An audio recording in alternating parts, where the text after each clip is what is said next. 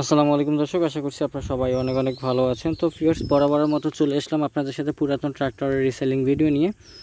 তো ভিউয়ার্স, আবারও চলে আসলাম মাহিন্দ্রা 605 ডিআই মডেল ট্রাক্টরের একটা রিসেলিং ভিডিও নিয়ে। যারা পুরাতন ট্রাক্টর, টলি, হাইড্রোলিক, বডি, রোটার কেনা বেচা করে থাকেন তাদের উদ্দেশ্যে বলবো, আপনারা অবশ্যই আমাদের ইউটিউব চ্যানেলটি সাবস্ক্রাইব করে নেবেন। পরবর্তীতে আমরা ভিডিওগুলো আপলোড করলে যেন আপনাদের কাছে অটোমেটিক্যালি নোটিফিকেশন চলে যায়।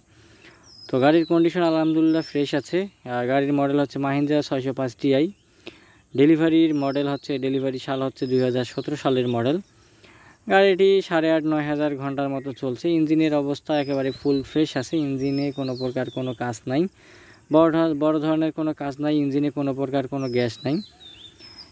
টায়ারের কন্ডিশনটাও শুধুমাত্র খুব ভালো কন্ডিশনে আছে। গাড়িটি বর্তমানে আছে রাজশাহী জেলা মোহনপুর থানার আশেপাশে।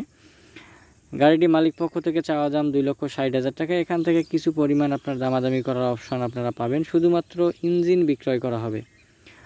ইঞ্জিনের কন্ডিশন ফুল ফ্রেশ কন্ডিশনে আছে এবং আপনারা দেখেন গাড়িতে কোনো কাজ নাই, শুধুমাত্র আপনারা নেবেন আর চালাবেন। মাহিন্দ্রা 605 ডিআই মডেলের খুব অল্প দামের ভিতরে খুব ভালো কন্ডিশনের একটা গাড়ি। যদি আপনাদের কারো পছন্দ হয়, আপনারা অবশ্যই লোকেশনে যায় গাড়িটি চালিয়ে দেখে ক্রয় করার অপশন আপনারা পাবেন।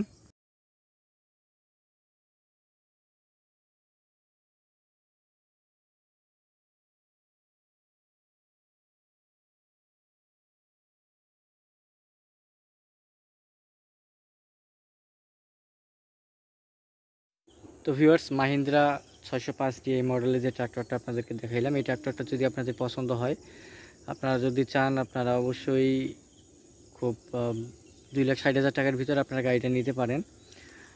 আপনার 2,60,000 টাকা মালিক পক্ষ থেকে দামটা চাইছে, হয়তো বা কিছু কম বেশি করবে। আসলে মালিকের সাথে আপনারা কথা বলে নেবেন। আপনাদের নাম্বার আমি দিয়ে দিছি। আমার দায়িত্ব হলো আপনাদেরকে খোঁজ দেওয়া। আপনাদেরকে খোঁজ দিয়ে দিছি। আপনারা অবশ্যই মালিকের সাথে যোগাযোগ করবেন এবং গাড়িটি নেওয়ার আগে খুব ভালোভাবে যাচাই বাছাই করে আপনারা নেবেন। আর অনলাইনে লেনদেনের ক্ষেত্রে আমি বলবো খুব সাবধানতার সহিত আপনারা লেনদেন করবেন, ঠিক আছে? লেনদেন করতে গিয়ে যদি কেউ প্রতারণার শিকার হন, সেক্ষেত্রে কিন্তু আমাদের চ্যানেল কোনো পক্ষে দায়ী থাকবে না। তো সবাই ভালো থাকবেন, সুস্থ থাকবেন। আসসালামু আলাইকুম।